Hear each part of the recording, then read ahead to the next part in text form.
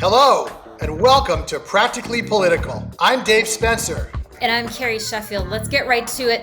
Let's talk about Afghanistan. What is the path forward for America and for Biden? His approval rating has crashed for the first time below 50% now with this tragedy in Kabul, and Afghan women are imperiled by a brutal Taliban regime. I don't know how Joe Biden is going to recover from this. Some people are saying, oh, it's just foreign. It's just one news cycle. He'll be done. He'll weather through it. He's weathered through worse. I don't think people should look the other way personally. I think that he should be held accountable. I think he should be removed from office. But if he's not going to be thrown out, he needs to be certainly in 2024 voted out. What do you think, Dave? Well, I agree. I think this is a debacle in every stretch of the way. And it's very funny because somebody said that this was the only thing that Donald Trump and Joe Biden agreed on.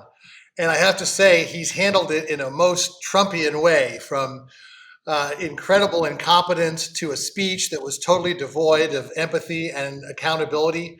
But here's the thing, Carrie.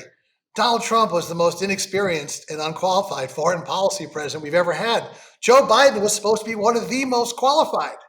This is the kind of thing that we would never expect from him. And I would just say a couple of other things. First of all, this argument about Obama's defense secretary said we should expect this because he said that Biden was wrong on every major foreign policy issue in the last 40 years. But okay. well, I'm just talking about experience. Now, opinion is a different thing, but you're right. People will agree with him or disagree with him. But what I would say is my main problem with this is not a war. The last casualty we had in Afghanistan was February 2020.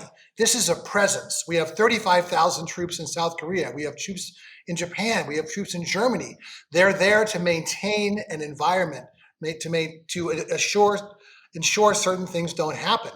Were we ever going to take over the Taliban? No, because they're tribal, because they got haven in Pakistan. We were never going to beat them, but we were able to have a civil society and allow a generation of Afghan women to grow up, being able to go to college and get jobs. Now all that is out the window. Plus, what really worries me is the guy who's in charge of the Taliban is the same guy who really harbored Osama bin Laden. So I just think it's a terrible thing, and I don't think Biden will recover it. I think it's going to be a blight that's going to hurt the Dems next year and in 24.